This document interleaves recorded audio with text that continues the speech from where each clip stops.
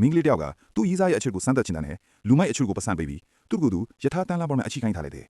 မင်းသာအန်းနဲ့ကြုံလာရင်ဘာပဲဖြစ်ဖြစ်မကာကွယ်ပြီးမှပါလို့သူအမြဲဂရိပေးခဲ့တာကိုလေသူမမှတ်မိနေတာပေါ့အဲ့ဒီချိန်မှာပဲသူမရဲ့တငယ်ချင်းတယောက်ကကောင်းလေစီပြေးသွားပြီလူမိုက်တီသူမကိုပြန်ပြေးဆွဲသွားပြီအခုရှန်ချန်တယ်လီကလန်ဘက်မှာသူတည်သွားနိုင်တယ်မြင်သွားခဲ့ပါဦးလို့အလော်ကြီးပြောလိုက်တယ်ကောင်းလေးကတော့ရင်းလဲတစ်ဆက်စီချေးမွက်သွားတာလေဘာလို့လဲဆိုတော့အဲ့ဒီအချိန်မှာပဲသူ့ရဲ့ရီးစားဟောင်းအသက်ခံရတော့မယ်ဆိုတဲ့သတင်းစကားကိုသူရလိုက်လို့ပါပဲသူဟာအကြီးအကျယ်ပြားများသွားတယ်ဒါပေမဲ့သူ့ရဲ့လက်ရှိရီးစားကသူ့အတွက်အသက်ကိုယ်တော်ဂီယူမဆိုင်ပဲဘယ်နှကြိမ်တောင်ကယ်တင်ခဲ့ဘူးလဲဆိုတာပြင်တွေးမိပြီးသူမကိုအရင်ကယ်ဖို့ပြေးထွက်ခဲ့တာပေါ့ပြီးနေရင်နဲ့မင်းကလေးရဲ့ချီခံထားတဲ့နေရာနားရောက်ခါနေမှာသူရုပ်တရက်ရက်လိုက်မိတယ်တုံးလို့စရာကောင်းတဲ့အမှန်တရားတစ်ခုကိုသူသဘောပေါက်သွားတာကလက်ရှိရီးစားအပေါ်မှာသူရှိနေတာဟာတန်ရိုးချင်းတတ်တတ်သာဖြစ်ပြီးသူ့လက်စစ်မှန်တဲ့အချစ်ကရီးစားဟောင်းစီမှာပဲရှိနေသေးတယ်ဆိုတာပါပဲ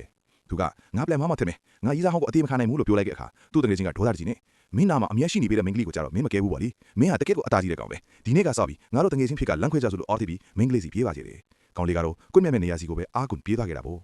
ကန်တရားကသူ့ဘာမှရှိနေခဲ့ပါတယ်သူ့အချိန်ကြီးရောက်သွားပြီးသူ့ရဲ့ရီးစားဟောင်းကိုကဲတင်နိုင်ခဲ့တယ်အဲ့ဒီအချိန်မှာတော့တန်းလန်းပေါ်မှာအခြေခံထားတဲ့မင်းကလေးကတော့သူမကိုကောင်လေးလာကဲမဲ့အချိန်နှစ်ယောက်သားဖတ်ထားကြမဲ့အချိန်တွေကိုစိတ်ကူးရင်ပြီးပျော်နေတော့မယ်သူမအသက်ပေးချရတဲ့သူကသူမကိုပြစ်ပယ်ပြီးတခြားတယောက်ကိုတွားခဲ့နေပြီဆိုတာကိုသူမလုံးဝမသိရှာဘူးခဏကြာမှတော့ယထာအချက်ပြမိလေးလင်းလာပြီးယထာကြီးကတဟုန်ထိုးပြေးဝင်လာတော့မှသူမအမှန်တရားကိုသိသွားခဲ့တယ်သူမဟာရဲရဲဆက်ဆက်ဆုံးဖြတ်ခံလိုက်ရပြီး